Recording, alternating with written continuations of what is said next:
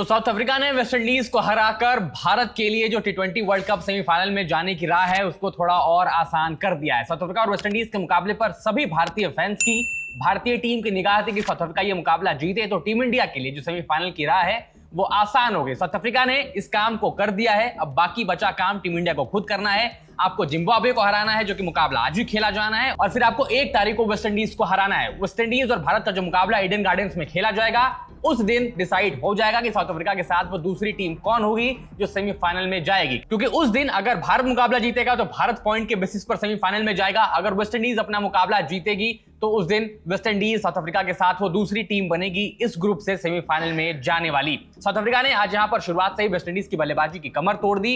West Indies की team की शुरुआत अच्छी हुई थी, पावर प्ले में 3 ओवर में लगभग 29 रन लग गए थे, लेकिन उसके बाद बल्लेबाजी की कमर तोड़ दी साउथ अफ्रीकी गेंदबाजों ने। शे होप का विकेट गिरा 29 पे, उसके बाद शिमरन हेटमायर का 31, Brandon King, Roston Chase, Sherfane Rutherford, एक से एक बढ़कर जो बल्लेबाज है वेस्टइंडीज के स्क्वाड में सबका विकेट जाने लगा। आज जब सबको उम्मीद थी कि शिमरन हेटमायर जो कि इन फॉर्म बल्लेबाज हैं वो लगातार कमाल की बल्लेबाजी कर रहे हैं, उनका साथ रोमन पावेल भी दे रहे हैं। पिछले मुकाबले में रोमन पावेल ने भी वो फायर पावर दिखाई थी। नीचे आपके पास शरफेन रदरफर्ड है, आपके पास एक से बढ़कर एक बल्लेबाज हैं। आज वो साउथ अफ्रीका की गेंदबाजी की कमर तोड़ेंगे क्योंकि वेस्टइंडीज की टीम लगातार बेहतर क्रिकेट खेल रही है, लेकिन आज साउथ अफ्रीकी गेंदबाजों की प्लान के आगे फिर से वो फेल होते नजर आए। 83 रनों पर वेस्टइंडीज की टीम के 7 विकेट गिर गए थे। सबको लग रहा था कि वेस्टइंडीज शायद यहां पर 100 रन भी पहुंच पाएगी, नहीं पहुंच पाएगी, लेकिन उसके बाद जैसन होल्डर और रोमारियो शेफर्ड के बीच एक कमाल की साझेदारी बनती है। एक लंबी साझेदारी होती है लगभग 90 रनों के आसपास की, और वहां से वेस्टइंडीज इस गेम में वापसी करता है बल्लेबाजी के नजरिए से। रोमारियो शेफर्ड ने बनाए 52 रन तेज तर्रार, और उसके बाद जैसन होल्डर ने 49 रनों की महत्वपूर्ण पारी खेली, अच्छे शॉट्स लगाए।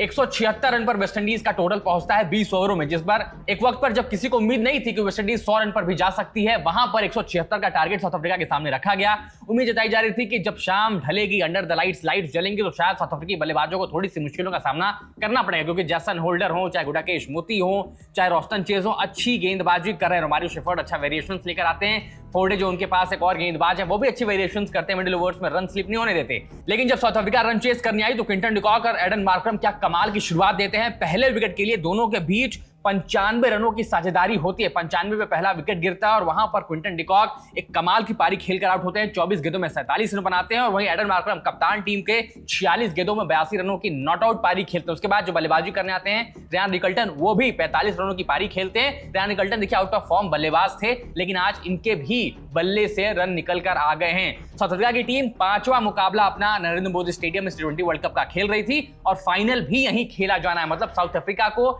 नरेंद्र मोदी स्टेडियम की पिच का एक पार्ट पता है कि कौन से पिच कैसे बिहेव कर रही है, कौन सी पिच कैसे खेलेगी, क्योंकि आपने 3 ग्रुप स्टेजेस के मैच यहां पर खेले। सुपर 8 में भारत के खिलाफ आप यहीं पर खेले, और अब वेस्टइंडीज के खिलाफ अपना दूसरा मुकाबला आप इसी मैदान पर खेल रहे हैं। तो वेस्टइंडीज के सामने जब साउथ अफ्रीका होती है तो सबको ये पता था कि साउथ अफ्रीका के पास थोड़ा सा एडवांटेज है, लगभग उनको होम कंडीशंस जैसा एडवांटेज, क्योंकि यहां पर आपने इस टी20 वर्ल्ड कप में खूब मैचेस खेले हैं। पिच की कंडीशंस का आपको पता है कि पिच कैसे बिहेव कर रही है, पिच कितनी घूम रही है, अंडर द लाइट्स कैसे परफॉर्म कर रही है, तेज गेंदबाजों को कहां मदद मिल रही है, स्पिनर्स को कहां मदद मिल रही है, और उसी तरीके से साउथ अफ्रीका ने यहां पर पूरी तरीके से डोमिनेट किया है वेस्टइंडीज के ऊपर, कैपिटलाइज किया है उनके गेंदबाजों ने। और जब बल्लेबाजी करने की बारी आई तो जहां पर वेस्टइंडीज के बल्लेबाज फंस रहे थे, वहां पर दूसरी ओर साउथ अफ्रीका के बल्लेबाज बिल्कुल डोमिनेट कर रहे थे। एडन मार्करम लगातार कमाल के टच में चल रहे हैं। क्विंटन डिकॉक को स्टार्ट मिल रही थी, बड़े स्कोर नहीं आ रहे थे, लेकिन आज उनके भी बल्ले से बड़ा स्कोर देखने को मिला। उसके बाद रियान रिकल्टन जो कि इन फॉर्म बल्लेबाज नहीं थे, आज उनके भी बल्ले से रन देखने को मिले। नीचे आपके पास डेवॉल्ट ब्रेविस हैं, आपके पास डेविड मिलर हैं, उसके बाद ट्रिस्टन स्टब्स हैं। मतलब जो बैटिंग लाइनअप है साउथ अफ्रीका का वो भी काफी मजबूत है। गेंदबाजी में आपके पास केशव महाराज हैं,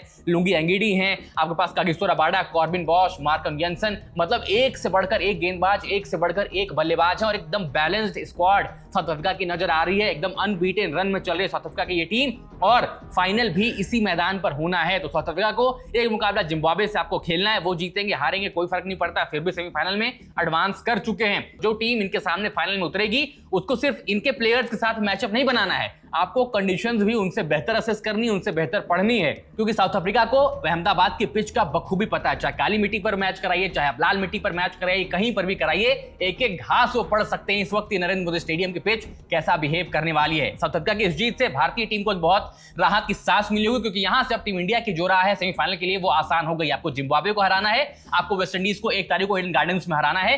ईडन गार्डन्स वाला मुकाबला जो जीतेगा, चाहे वो वेस्टइंडीज हो चाहे भारत हो, वही सेमीफाइनल खेलेगा।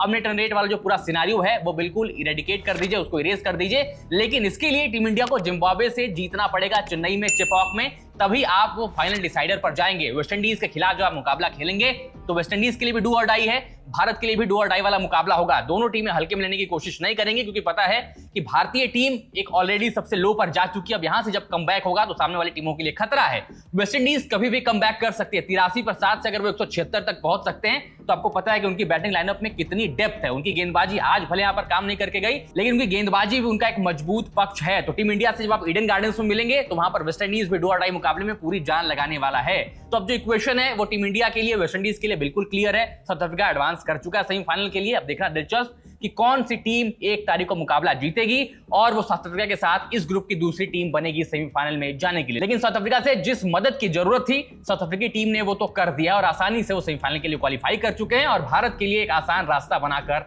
आगे बढ़ चुके हैं। अब साउथ अफ्रीका की इस जीत पर अपनी राय कमेंट्स में बताइएगा। वीडियो पसंद है तो लाइक करिए, शेयर करिए, खबरगाम को सब्सक्राइब जरूर करिएगा।